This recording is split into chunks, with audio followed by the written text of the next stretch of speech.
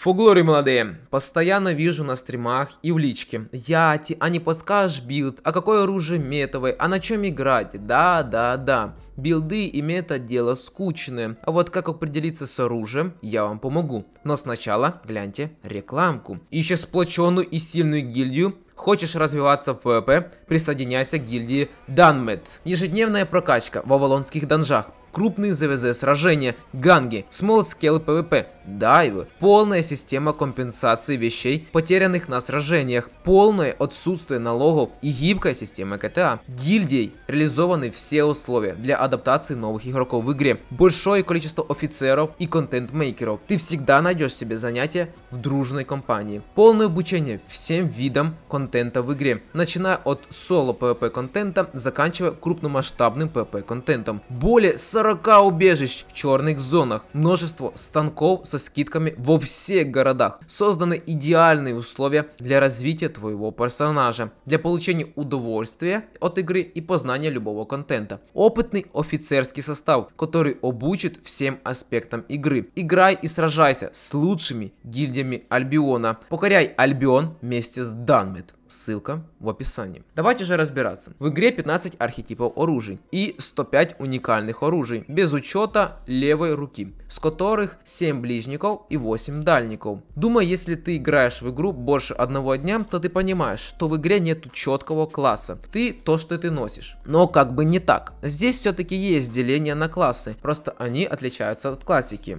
А точнее, игроки здесь говорят не саппорт или танк, а друид и булава, потому что в одного архетипа может быть несколько классов. Возьмем, например, лук. Казалось бы, лук годится только в РДД или же дамагер на дистанции. Но вот, например, Бадон мог бы отлично сойти в роли рейндж-контроля. Мультивыстрел для толчка, стрела света руты, тучка, прерывание скиллов, туда еще плюс накинуть латку и получается чистая машина контроля, но все равно ему есть применение получше. К чему я это все? А я вам хочу сказать, чтобы вы не привязывались к одному архетипу. Почему? Давайте рассмотрим пример. Допустим, я люблю играть на убийцах, быстро убивать противника, чтобы он ничего не понял, и я выбираю кинжалы.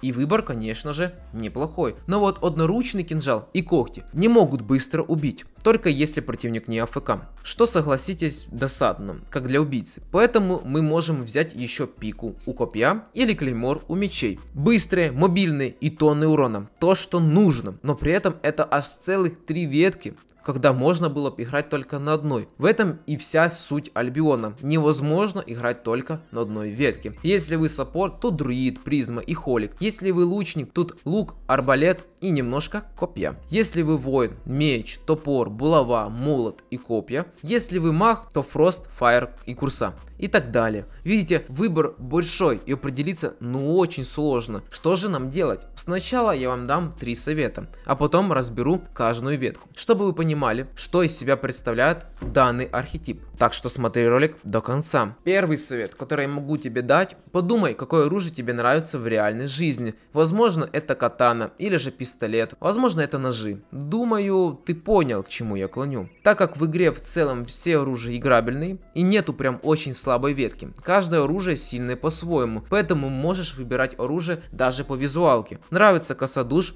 Отлично, косу в руки и пошел играть. Не нужно вникаться в мету и стоимость оружия, тем более в циферки, просто наслаждайся игрой. Второй совет: какой твой любимый класс в играх? Любишь жирных танков? Молот руки и пошел. Любишь мобильных магов? Прошу, фросты всегда для тебя. Определись со своим классом и стилем игры. Нельзя быть одновременно всем. Как говорится, лучше хороший специалист, чем хуёвый универсал. Третий совет: какой контент в игре тебе больше всего нравится? Ганги, сольники, ПП 1-1, 2-2 или же 5-5, ЗВЗ или может групповые данжи и ХСЕ. Задумайся, где ты больше всего проводишь времени, где ты реально кайфуешь от игры. Если ты смог найти ответы на эти 3 вопроса, тогда давай же перейдем ко всем архетипам. Как я уже говорил, только на одной ветке играть невозможно, поэтому рекомендую выбрать одну главную или же мейн и 2 дополнительные. Это так, совет от меня. Как правильно качать оружие и броню, вы можете посмотреть по подсказке справа. Также немного за классы. В этой игре деле очень много факторов, которые влияют на твой класс. Но зачастую это броня и оружие. Поэтому определить твой класс только по оружию невозможно. Но все-таки никто не будет играть на парных мечах в латке. Ну, может только по фану. Итак, архетипы.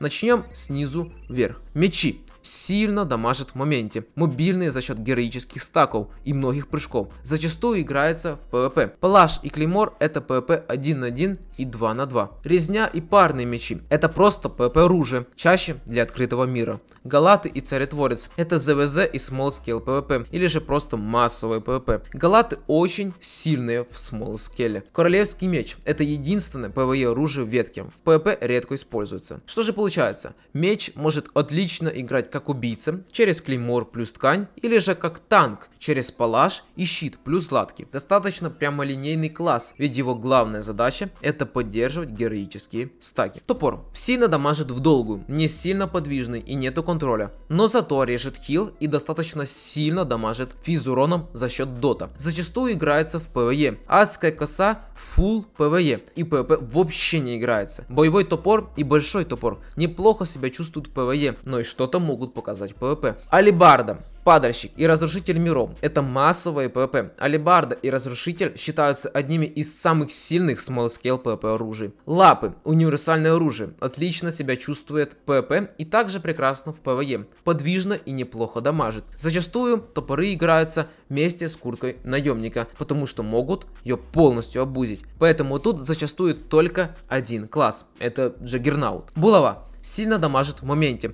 мобильный за счет прыжков и много контроля. Зачастую играется в PvP. Одноручная булава, сильная PvP 1 на 1 и 2 на 2, а также 5 на 5. Короче, full PvP оружие, но также может что-то и PvE. Инкуб зачастую играется в PvE, как мейн танк. Тяжелая, Камлан, Моргенштерн и Хранители зачастую играются в Small Scale PvP. Камлан считается одним из самых сильных контроль оружий по массовой. Каменная булава, арена и кристалка, хотя есть оружие и лучше для этих активностей. В итоге мы имеем сильного убийцу на одноручке плюс ткань и сильный массовый контроль на Камлане, играется зачастую как танк. Молот не сильно дамажит, но имеет много контроля, а также неплохую подвижность. Играется только в PvP. Кузня и могильный играются в PvP 1 на 1 и то не сильно. Молот, большой, длань, ЧК, хранитель рощи играется в массовом PvP. Хранитель рощи является одним из лучших инициаторов в ЗВЗ. У нас получается просто обычный танк,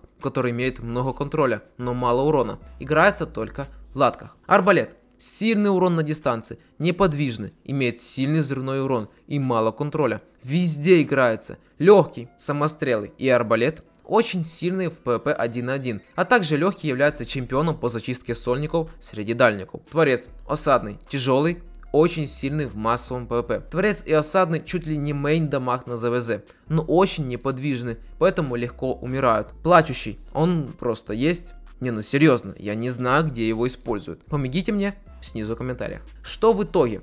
Мы получаем очень сильный урон на дистанции, что позволяет арбалету отлично играться в коже и ткани. Лук неплохо дамажит на дистанции, очень мобильный, но сильно зависит от твоих рук. Колчан, боевой и шепчущий очень сильный в PvP 1-1. Колчан подходит для новичков, а шепчущий больше для гангов. Длинный лук, full PvE оружие, бесполезное в PvP. Туманный и воющий, сильный в Small Scale PvP, но после нефа сильно уступают арбалетам. Бадон, очень универсальное оружие, сильное как в соло PvP, так и в PvE. По итогу у нас дистанционный дамагер, который умело держит позицию, очень сильный против ближников, но плохо себя чувствует против дальников. Часто играется в коже. Копье, сильный дамагер как вблизи, так и на дистанции. Достаточно подвижный, имеет сильный урон с автоатак. Пика, глефа и трезубец. Очень сильный ПП 1-1, но слабый в ПВЕ. Охотник за душами. Очень сильное оружие в ПВЕ и может что-то показать в масс ПВП. Считается топ оружием по зачистке. Цапля. Хорошее дистанционное оружие. Имеет много контроля. Используется только в ПВП. Одноручка. Хорошее копье для кайта. Сильное в ПВП 1-1 и может играть в ПВЕ. Рассвет. Универсальное оружие. Неплохо в ПВП 1-1 и 2 на 2. Мобильный. И даже в ПВЕ может пригодиться. Фух. Что тут можно сказать? Самое универсальное оружие среди всех веток. Если вы любитель играть на танках, убийцах, воинах и дистанционниках, тогда копье для вас. Друид. Сильный хиллер. Восстанавливает хп в долгу. Нету контроля. И очень неподвижный. Редко играется в ПВЕ. Друидский, большой и корень играются в ПВП 2 на 2. Большой больше для ПВП 1 на 1. Древесный, дикий, порча и неудержимый отлично играются в масс ПВП. Все по-своему хороши. Что мы имеем? Сильный массовый хиллер, но зависит от стаков умоложения. Играется в ткани и коже. Кинжал. Очень сильный урон в одну цель. Наносит урон моментально, очень мобильный, но мало контроля. Не сильно зависит от духа убийцы. Особо не играет в ПВЕ. Парные, когти, кровик, перчатки, вестники, одноручка. Играется зачастую только в ПВП 1 на 1. Когти для гангов. Кровик просто универсальное оружие для всего. Укротитель ярости. Играется в small scale PvP, но, честно говоря, сильно уступает топорам и мечам по урону. Нету массового урона. Убийца. Просто машина по вырезанию единичных целей. Играется в ткани и коже. Кровик на всем играется. 6. Слабо дамажит, но имеет просто колоссальную подвижность и много контроля. Почти не играется в ПВЕ. Острый 6. Играется только на гангах. Ну или как скипсет. Боевой и Граль зачастую играются только в ПВП 1 на 1, где себя хорошо показывают. Железный, монаха и коса душ играют масс ПВП. Но, честно говоря, железный больше для фана, а коса душ это имба. Равновесие он просто есть. Хорошее оружие, если вы не любите умирать, а также бесить людей. Токсики одобряют. Fire. Очень сильный маг-дамагер. Имеет много дот урона. Большая дистанция скиллов. Есть немного контроля, но при этом никаких сейвов. Везде играется. Одноручка. Очень сильный в ПВП 1 на 1. В ПВЕ зачастую не используют. Большой, адский, лесной пожар и пылающий могут играть в small scale PvP, но чаще играются в ПВЕ. Лесной пожар и адский больше для PvP. Сера и песня рассвета очень сильны в small scale. Считаются имбами по магу урону в ЗВЗ, играются только в PvP. Если вы любитель огня, уничтожать пачки противников, то Fire для вас, играется только в ткани. Холик, очень сильный хиллер в одну цель, может моментально восстановить все хп. Мало урона, но есть немного контроля. Божественный и благодатный играется как в PvP 1 на 1, так и 2 на 2. Благодатный может и small scale. Священный и посох жизни играется в PvP 2 на 2. Большой, искупитель и падших это small scale PvP.